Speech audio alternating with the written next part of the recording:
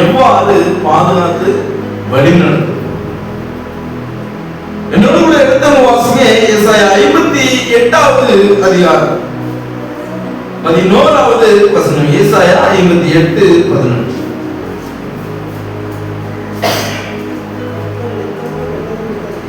கர்த்தர் நித்தமும் உன்னை நடத்தி மகாவறட்சியான காலங்களில் உன் ஆத்துமாவை திருப்தியாக்கி உன் எலும்புகளை நிலமுள்ளதாக்குவார். நீ நீர்ப்பாய்ச்சலான தோட்டத்தை போலவும் வற்றாத நீரூற்றை போலவும் இருப்பாய் அப்படின்னு சொல்லுகிறதை என்ன ஒரு அருமையான ஒரு வாக்குத்தத்த வசனம் பாருங்க. கர்த்தர் எப்பொழுது என்ன பண்ணுவாரு? நடத்துவார் அப்படின்னு சொல்லுகிறதை பாருங்க. அதை எப்படி நடத்துவாரா? நாம் வறண்ட இடங்களில் இருந்தாலும் உன் ஆத்துமாவை அவர் திருப்தியாக்கி. வறண்ட இடம் என்ன? பாலைவனம் போன்ற பிரதேசத்துல இல்லைன்னா உணவு கிடைக்காத கொடிய பஞ்சமான ஒரு சூழ்நிலையில இருந்தாலும் சரி, ஆண்டவர் நமக்கு என்ன பண்ணுவாரு? நம்மை திருப்தியாக்கி. தேவன் அவர் ஒருபோதும் கைவிடுவதில்லை. அவர் எலும்புகளை பலப்படுத்துவார். நீ நீர்ப்பாய்ச்சலான தோட்டத்தை போலவும் வற்றாத நீரூற்றை போல என்ன பண்ணுவ இருப்பாய் அப்படின்னு சொல்றதை. நான் செங்கோட்டை பகுதியிலே போதவராக இருந்த வேளையில பக்கத்துல தான் குற்றாலம் பக்கத்துல இருக்கிறதுனால அடிக்கடி குற்றாலத்தை என்ன பண்ணுவேன்? எப்பொழுதுதான் அந்த மெயின் குற்றாலத்தை பார்க்கறனோ அப்பெல்லாம் எனக்கு வந்து ரொம்ப சந்தோஷமா இருக்கும். நல்ல அழகா கொஞ்சோண்டு தண்ணி சாப்பிட்ற மாதிரி இருக்கும். ஆனா கீழே பார்க்கும்பொழுது அந்த பெரிய என்ன பண்ணும் ஆனா ஒரு நாள் அந்த பக்கமா போறேன், ஒரு சுட்டு தண்ணி கூட இல்லை. ரொம்ப வருத்தம். என்னடா இது இப்படி ஆயிடுச்சு? மே மாசமே இன்னும் வரல, அதுக்குள்ள இப்படி ஆயிடுச்சு. மே மாசத்தை எப்படிதான் சமாளிக்க போறோம்? ஏன்னா இப்பவே வெயில் என்ன பண்ண முடியல, தாங்க முடியல. இன்னும் மே மாதம் கூட ஆரம்பிக்கல. ஆனா இப்பவே தண்ணி எல்லாம் வந்து போயிடுச்சு. நாளைக்கு என்ன நடக்குமோ அப்படின்னு வேதனையோடு அன்னைக்கு நான் என்ன பண்ணேன், என்னுடைய அடுத்த வாரம் அதே இடத்துக்கு போறேன். தண்ணி சலசலன்னு என்ன பண்ணுது, ஆடுது. அப்ப எனக்கு சந்தோஷமா இருந்தது. அப்பா எப்படியோ நம்ம இந்த மே மாசத்தை என்ன பண்ண போறோம், ஓரளவு பரவாயில்லாம தாண்டி இருக்கும். ஏன்னா அடிக்கிற வெயிலுக்கு இந்த மழை தண்ணி கூட இல்லைன்னா நம்மளால என்ன பண்ண முடியாது. வாழ அன்று சொல்றாரு, நம்முடைய வாழ்க்கை தருணம் நேரம் எப்படி இருந்தாலும் வேதாசனம் சொல்றது, அவர் எப்பொழுதும் நம்மை நடத்தி வறண்ட இடங்களிலும் நம்முடைய ஆத்துமாவை திருப்தியாக்கி நம் எலும்புகளை பலப்படுத்துவார். அவர் நீர்ப்பாய்ச்சலான தோட்டத்தை போலவும் வற்றாத நீரூற்றை போலவும் இருக்க முடியாது. நம்ம என்ன பண்ணுவாரு? ஆசீர்வதிப்பார் அப்படின்னு சொல்லுகிறதை. தேவனுடைய பிள்ளைகளுக்கு இந்த உலகத்தில் சோதனைகள், ஆபத்துகள், எதிர்ப்புகள் இருக்கலாம். ஆனால் தேவன் ஒருபோதும் தம்முடைய பிள்ளைகளை என்ன பண்றதுல கைவிடுகிறது இல்லை அப்படின்னு சொல்லுகிறதை பார்க்கிறோம். அவர் எல்லா சூழ்நிலையிலும் நம்மை வழிநடத்தி எல்லா நேரத்திலும் நம்மை விடுவிக்கிறவராக இப்படியான வாக்குத்தத்தங்களை தேவனுடைய பிள்ளைகளுடைய வாக்குகளை கொடுத்து என்ன பண்றார்? பிள்ளைகளை வழிநடத்துகிறார் அப்படின்னு சொல்லுகிறதை பார்க்கிறோம். தேவன் எப்படிப்பட்ட பிள்ளைகளுக்கு இப்படிப்பட்ட ஆசீர்வாதத்தை கொடுக்கிறார் என்று சொல்லிட்டு நான் பார்க்கணும். என்னோடு கூட எழுத வாசிங்க சங்கீதம் 91வது சங்கீதம் 1லிருந்து 2 வசனங்கள் முடியும். சங்கீதம் 91 1லிருந்து 2 முடியும். உன்னதமானவரின் மறைவில் இருக்கிறவன் சர்வ வல்லவருடைய நிழலில் தங்குவான். நான் கர்த்தரை நோக்கி நீர் என் அடைக்கலம், என் கோட்டை, என் தேவன், நான் நம்பியிருக்கிறவர் என்று சொல்லுது. என்ன ஒரு அருமையான வசனம் பாருங்க. ஆண்டவர் சொல்லுறாரு, உன்னதமானவரின் மறைவில் இருக்கிறவன் சர்வ வல்லவருடைய நிழலிலே இருந்தார். அடிக்கிற வெயிலுக்கு எப்பண்டா ஒரு மரத்து நிழல் கிடைக்கும் அப்படின்னு சொல்லி நமக்கு என்ன பண்ணுவோம்? உங்களோட வெயில வந்த தண்ணி தாகம்னா தாங்க முடியல. பக்கத்துல இருக்கிறவங்க தண்ணி கொடுத்தாங்க, எவ்வளவு சந்தோஷமா இருக்கு தெரியும். பாருங்க, ஆண்டவர் அதே காலத்துல தான் என்ன பண்றாரு, எதிர்பார்க்கிறார். யார் தேவனுடைய மறைவில் இருக்கிறார்களோ, தேவனுடைய மறைவில் இருக்கிறதுனா என்ன அர்த்தம்? அது யாருமே என்னை தேடுகிறார்கள், என்னை கண்டடைகிறார்கள். கண்டடைத்தக்க சமயத்துல நம்ம ஆண்டவரை தேடி அவரை கண்டடைத்து அவருடைய வார்த்தையின் பிரகாரம், அவருடைய சொல் பிரகாரம், கற்பனை பிரகாரம் கீழ்ப்படிந்து நடக்கிற பிள்ளைகளா இருக்கணும். இப்படிப்பட்டதான ஆசீர்வாதத்தை தேவன் தம்முடைய பிள்ளைகளுக்கு என்ன பண்றாரு, கொடுக்கிறார் அப்படின்னு சொல்லுகிறதை பார்க்கிறோம். யோவான் 2ஆம் அதிகாரம் 3ஆம் வசனத்தை நாம் பார்க்கும் பொழுது, அவருடைய கற்பனைகளை நாம் கைக்கொள்கிறவர்களானால் அவரை அறிந்திருக்கிறோம் என்பதை அதனால நம்ம என்ன பண்ணுவோம், அறிவோம் அப்படின்னு சொல்லுகிறதை பார்க்கிறோம். அவரை அறிகிறதுனா என்ன அப்படின்னு சொல்றதுன்னா, அவருடைய கற்பனைகளை கைக்கொள்கிறது அப்படின்னு சொல்லுகிறதை பார்க்கிறோம். அப்ப யாரெல்லாம் அவருடைய கட்டளைகளை கை கொண்டு நடக்கிறார்களோ தேவனுடைய சமூகத்திலே அடைக்கலம் புகுந்த பிள்ளைகளாக இருக்கிறார்கள். வாதம் கூடாது ஒரு பொல்லாப்பு நகரே அது எப்போ அந்த நாசமோசம்லாம் நம்மளை அணுகாதுன்னு சொல்லி பார்த்தீங்கன்னா, தேவனாலே அவருடைய மறைவினாலே பாதுகாக்கப்படும். உன்னதமானுடைய மறைவில் இருக்கிறவன் சர்வ வறுமையுடைய நிழலிலே இருக்கும். நான் கர்த்தரை நோக்கி, நீர் நடக்கலாம் என் கோட்டை, என் தேவன், நான் நம்பி இருக்கிறவர்கள் என்ன பண்ணுவேன் சொல்லுவேன். யாரோ ஆண்டவரை நம்பி ஜீவிக்கிறார்களோ அவரை எல்லோரையும் தேவன் இவ்வகையான ஆசீர்வாதங்களை, வாக்குத்தத்தங்களை கொடுத்து பாதுகாக்க பலப்படுத்த என்ன பண்றாரு. அவ்வளவுதான். வெயிலுடைய அருமை யாருக்கு தெரியுமோ அவர் நடந்து போகிறவங்களுக்கு என்ன பண்ணணும்.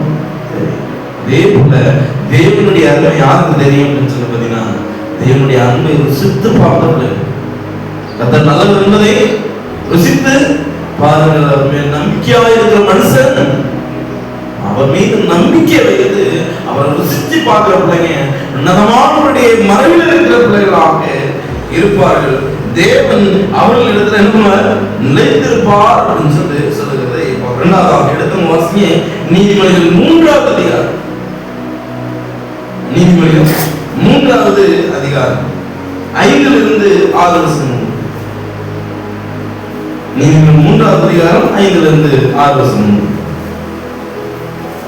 உன் சுய புத்தியின் மேல் சாயாமல் உன் முழு இதயத்தோடும் கர்த்தரில் நம்பிக்கையாயிருந்து உன் வழிகளெல்லாம் அவரை நினைத்துக் கொள். அப்பொழுது அவர் உன் பாதைகளை செவ்வைப்படுத்துவார் அப்படின்னு சொல்லுகிறதை ஆண்டவர் சொல்லுகிற காரியம். நம் சுய புத்தி மேல சாயாம என்ன பண்ணணும், முழு இதயத்தோடு அவர் மீது நம்பிக்கையாயிரும். நேர வேளையில சுய புத்தியின் மேல் சாயறதுனால, நான் யோசிக்கிறதா, நான் சிந்திக்கிறதா, இவர் இப்படிதான் இருக்கணும், இப்படிதான் நடக்கணும் அப்படின்னு சொல்லி நம்ம இது பண்ணும்போது நம்ம என்ன பண்றோம், அதை இழந்து போகிறவர்களா இருக்கிறோம். நாம் சுய புத்தியின் மேல் சாயாமல் கர்த்தர் பேரில் பற்றுதலாய் நம்பிக்கையுள்ள பிள்ளைகளாய் இருக்கணும். ஆண்டவர் சொல்றாரு, உன் வழிகளெல்லாம் அவரை நினைத்துக் கொள். அப்பொழுது உன் பாதைகளை அவர் என்ன பண்ணுவார், செவ்வைப்படுத்துவார் அப்படின்னு சொல்லுகிறதை ஆண்டவர் நம்புகிற பிள்ளைகளை ஆண்டவர் என்ன பண்றாரு, வழிநடத்தும். முழு இதயத்தோடு நாம் தேவனை நம்புகிற பிள்ளைகளாக காணப்படுகிறோம். முதல்ல நம்ம கற்றுள்ள பாடம் என்ன அப்படின்னு சொல்றீங்கன்னா, தேவனுடைய சந்நிதியில இருப்பவர்களை ஆண்டவர் என்ன பண்றாரு, பாதுகாக்கிறார். உன்னதமானவருடைய மறைவில் இருக்கிறவர்கள் எப்படிப்பட்டவனா இருக்கிறான், பாதுகாக்கப்படுகிற பிள்ளைகள். இரண்டாவது காரியம், தேவனை நம்புறவங்க அவர் நடந்த பாதையில நடக்கிறவங்களை ஆண்டவர் என்ன பண்றாரு, பாதுகாக்கிறார் அப்படின்னு சொல்லுகிறதை. மூன்றாவது எடுத்து வாசிங்க. சங்கீதம் 119வது சங்கீதம், சங்கீதம் 119வது சங்கீதம் 105வது சங்கீதம் 119 105. உம்முடைய வசனம் என் கால்களுக்கு தீபமும் என் பாதைக்கு வெளிச்சமாய் இருக்கிறது. பாருங்க, ஆண்டவருடைய வசனம் எப்படிப்பட்டதா இருக்குது, ஆண்டவருடைய வசனம் எப்படிப்பட்டதா இருக்கு பாதைக்கு. ஆண்டவர் சொல்றாரு, உன் கால்களுக்கு அது தீபமாக, உன் பாதைக்கு அது வெளிச்சமா என்ன பண்ணும். தேவனுடைய வசனத்தின் பிரகாரம், இந்த வார்த்தையின் பிரகாரம் நான் நடப்பேன். ஆண்டவருடைய வார்த்தைக்கு நீங்க கீழ்ப்படிஞ்சு பாருங்க. இப்படிப்பட்டதான ஆசீர்வாதம் உங்களுடைய வாழ்க்கையில வந்து என்ன பண்ணும், வலிக்கும் சொல்லி சொல்லுகிறதை பார்க்கிறோம். மூன்றாவது நாம் கற்றுக்கொண்ட ஒரு காரியம், தேவனுடைய வார்த்தைகளுக்கு கீழ்ப்படுகிறவர்களை அவர் நித்தம் என்ன பண்றாரு, நடத்துகிறார் அப்படின்னு சொல்லி சொல்லுகிறதை பார்க்கிறோம். நாலாவதாக எடுத்து வாசிங்க சங்கீதம் 34வது சங்கீதம் 7வது. சங்கீதம் 34:7. கர்த்தருடைய தூதன் அவருக்கு பயந்தவர்களை சூழ பாலை கரைக்கு அவர் என்ன பண்றாரு, விடுவிக்கிறார் அப்படின்னு சொல்லி சொல்லுகிறதை பார்க்கலாம். யாரை விடுவிக்கிறாரு, யாரெல்லாம் அந்த தேவனுக்கு பயந்து நடக்கிறீர்கள் அவர்களை விடுவிக்கும்படியாக தம்முடைய பணியிடையில் ஆவியாகிய தூதர்களுக்கு அவர் என்ன பண்றாரு, கட்டளையிடுகிறார் அப்படின்னு சொல்லி சொல்லுகிறதை நாம் தேவனுக்கு பயப்படுகிற பிள்ளைகளா இருக்கணும்னா அவர் நிச்சயமாய் நம்ம என்ன பண்ணுவார், பாதுகாப்பார் அப்படின்னு சொல்லி சொல்லுகிறதை பார்க்கிறோம். ஆண்டவர் பயப்படுதுன்னா என்ன அர்த்தம், எப்படி நம்ம தேவனுக்கு பயப்படுறோம் அப்படிங்கிறத வெளியே காட்டும். கீழ்ப்படுதல் மூலமா, அவருடைய குணத்தை பிரதிபலிப்பதன் மூலமா. ஒரு தாய் தகப்பன் இருக்கிறாங்க, அவங்களுக்கு 2 பிள்ளைங்க இருக்கிறாங்க. அந்த 2 பிள்ளைகளுமே பெற்றோருடைய வார்த்தை கீழ்ப்படிதா அப்படின்னு பார்த்தீங்கன்னா நிச்சயமா ஒரு பிள்ளை கேட்கும், ஒரு பிள்ளை என்ன பண்ணாது கேட்க. ஆனா தாய் தகப்பனுக்கு 2 பிள்ளை மேலேயும் பாசம் இல்லை அப்படின்னு சொல்லிட்டு என்ன பண்ண முடியாது, சொல்ல முடியாது. எந்த பிள்ளை கீழ்ப்படிதோ அந்த பிள்ளை மேல அதிகமா என்ன பண்ணுவோம், பாசம். அதே போலதான் நாள்ல ஆண்டவர் சொல்லுகிற காரியம், எந்த பிள்ளை எனக்கு பயந்து கீழ்ப்படிந்து என் வாக்கியம் பிரகாரம் நடந்து என்ன தேடுகிறாரோ அவன் மீது நான் என்ன பண்றேன், பிரியமுள்ள தேவனா ஆண்டவருடைய நாள்ல உங்கள் மீது பிரியமா இருந்தார்னா வகையான ஆசீர்வாதத்தை ஆண்டவர் உங்களுக்கு என்ன கொடுப்பார். அப்படிப்பட்ட பிள்ளைங்க பரிசுத்த பயத்தில் வாழ்கிற பிள்ளைகளாக வளர்கிற பிள்ளைகளாக என்ன பண்ணுவாங்க, இருப்பார்கள் அப்படின்னு சொல்லி சொல்லுகிறதை பார்க்கலாம். ஐந்தாவது எடுத்து வாசிங்க சங்கீதம் 32வது சங்கீதம். சங்கீதம் 32வது சங்கீதம் 8வது. நான் உனக்கு போதித்து நீ நடக்க வேண்டிய வழியை உனக்கு காட்டுவேன், உண்மையே கண்ணை வைத்து உனக்கு ஆலோசனை சொல்லுவேன். ஆண்டவர் சொல்லுகிற காரியம் என்ன அப்படின்னு சொல்றதுன்னா, ஆண்டவர் நமக்கு போதிக்கிறவராக இருக்கிறார். நமக்கு நடக்க வேண்டிய வழி என்ன என்கிற அந்த வழியை காட்டுகிற தேவனா இருக்கிறார். உண்மையில் என் கண்ணை வைத்து உனக்கு ஆலோசனை சொல்லுகிற தேவனா அவர் என்ன பண்ற இருக்கிறார் அப்படின்னு சொல்லி சொல்லுகிறத இருப்பார். நீங்க வேலையில என்ன நம்ம நினைக்கிறோம் அப்படின்னு சொல்லி ஒருத்தங்க நமக்கு ஆலோசனை கொடுக்கும் பொழுது அதை நம்ம என்ன பண்ணிடுவோம், அலட்சியம் பண்ணுகிற பிள்ளைகளாயிரும். நான் நீங்க வேலையில உணர்ந்தது இல்ல, இது நம்ம அம்மா சொன்ன ஆலோசனை இல்ல, இது நம்ம அப்பா சொன்ன ஆலோசனை இல்ல, இது நம்ம நண்பர்கள் சொன்ன ஆலோசனை இல்ல, இது நமக்கு பிடிக்காதவங்க சொன்ன ஆலோசனை இல்ல, அந்த நபரின் மூலமாக யாருக்கு செய்யறாங்க, தேவன் ஒரு நல்ல ஆலோசனைகளை கொடுக்குறாங்கன்னா நாம் செய்ய வேண்டிய காரியம் அதை நல்லதா இருந்தா என்ன பண்ணணும், எடுத்துடணும். கெட்டதா இருந்தா என்ன பண்ணணும், நம் பிள்ளைகளை ஆண்டவர் வந்து என்ன பண்றாரு, நடத்துகிறார். பிள்ளைகளுக்கு கர்த்தரால் போதிக்கப்பட்டிருப்பார்கள் அப்படின்னு திருவசனம் சொல்லுகிறது. நம்ம என்ன பண்றோம், நாம் எப்படிப்பட்ட பிள்ளைகளை, நாம் எல்லோரும் கர்த்தருடைய சத்தத்தை கேட்டு நடக்கிற பிள்ளைகளாக, அந்த பாதையில நடக்கிற பிள்ளைகள் எல்லாருக்கும் தேவன் ஏதாவது ஒரு வகையில ஏதாவது ஒரு நபரை கொண்டு சூழ்நிலை கொண்டு தருணங்களை கொண்டு அவர் என்ன பண்றாரு, ஆலோசனை வழங்குற தகப்பனா. உண்மையே கண்ணை வைத்து நான் என்ன பண்ணுவேன், ஆலோசனை சொல்லுவேன் அப்படின்னு சொல்லி சொல்லுகிறதை கண்காணிப்பை விரும்புகிறவன் எது விரும்புகிறான், நாம் கடிந்து கொள்ளுதலை விரும்புகிற பிள்ளைகளா இருக்கிறோம். நம்ம எல்லாரும் எப்படிப்பட்ட பிள்ளைகளா இருக்கிறோம், தேவன் எப்படிப்பட்டவரா இருக்கிறார், தேவன் சொல்கிறார் யாரெல்லாம் பயந்து நடக்கிறார்களோ அந்த பிள்ளைகளுக்கு நான் ஆலோசனை எதுக்காக கொடுப்பாங்க, கெட்டு போகணும், இவன் நாசமா போகணும், இவன் உட்படவே கூடாது அப்படிங்கிறதுக்காக கொடுக்குறாங்களா, எது கொடுக்குறாங்க, எப்படியாவது அந்த பையன் நல்லா இருந்தா போதும், இந்த ஆலோசனை மூலமாக இந்த பழக்கத்திலிருந்து வெளியே வந்துட மாட்டான். ஆண்டவர் எத்தனையோ தரம் கோடி தன் சட்டைகளை தன் குஞ்சுகளை கூட்டி சேர்க்கிறது போல உங்களை நான் கூட்டி சேர்க்க என்ன பண்ணேன்? மனதாய் இருந்தேன். உங்களுடைய இதயம் என்ன போச்சு? தூரமாக விலகி போயிடுச்சு. ஆனா என்னதான் நம்ம தூரமா போனாலும் ஆண்டு என்ன பண்றாரு? செட்டையில இருக்கிறவங்களை கூப்பிட்டே இருக்கிறார். சேனைகள் கர்த்தர் பரிசுத்தர் பரிசுத்தர் யார் தேவதூதர்கள் பாட்டி வளர்க்குறாங்க. யாரெல்லாம் அந்த சத்தத்தை கேட்டு ஆண்டவருக்கு முன்பாக ஆலோசனை கேட்டு அவருடைய சமூகத்துக்கு முன்பாக கடந்து வந்து கர்த்தரே தேவன் அவருடைய நாமத்தினாலே தேவனை அறிக்கை செய்கிறார்களோ அவர்கள் எல்லாரையும் பாதுகாக்கிற ஒரு தகவல். தேவனுடைய கூடாரத்துக்குள்ள வந்தோம்னா ஆண்டவர் பாதுகாப்பு. இரண்டாவது காரியம், அவரை நம்பி அவருடைய வழியில கட்டளைகளின் பிரகாரம் நடந்தனா ஆண்டவர் என்ன பண்றாரு? பாதுகாக்கிறாரு. மூன்றாவது, கீழ்ப்படுதலின் குணத்தை வெளிப்படுத்தும் பொழுது ஆண்டவர் என்ன பண்றாரு? பாதுகாக்கிறார். நாலாவதாக, அவருக்கு பயப்படுகிற பிள்ளைகளை ஆண்டவர் என்ன பண்றாரு? பயத்துல ரெண்டு வகையான பயம் இருக்கு. ஒன்னு அழிச்சிருவாங்கிற பயம், இன்னொன்னு என்ன பயம்? மரியாதை நிமித்தமா வருகிற அந்த ரெண்டாவது பயத்தை என்ன பண்றாரு? நம்ம இடத்துல எதிர்பார்க்க. அந்த சொல்றாரு, நான் ஊழியத்தை அழிக்கும்படியா வரல, நான் என்ன பண்ணேன்? ஊழியம் செய்யும்படியாக உள்ளதுக்கு என்ன பண்ணிருக்கேன்?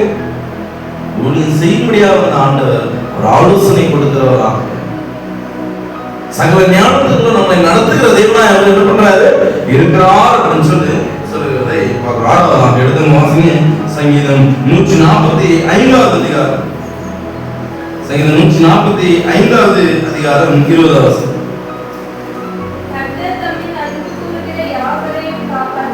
கர்த்தர் தம்மில் அன்பு கூறுகிற யாவரையும் காப்பாற்றி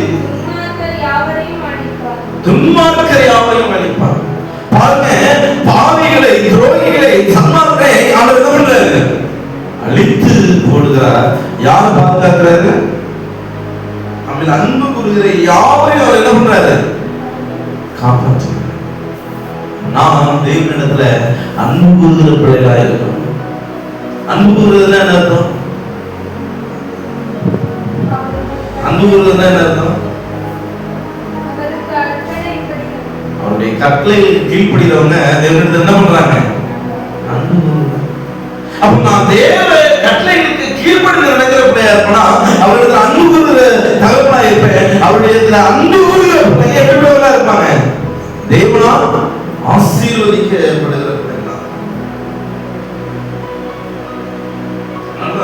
நாம் பார்க்கணும், தேவனை தேடுகிறவர்களுக்கு ஒரு நன்மையும்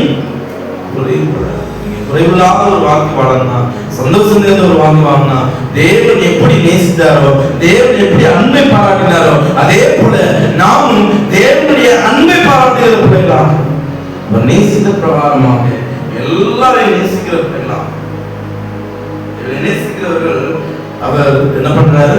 பாதுகாக்கிறார் அப்படின்னு சொல்லுகிறதை எடுத்து வாசிங்க. ரோமர் 8வது அதிகாரம் 14வது வசனம். ரோமர் 8:14.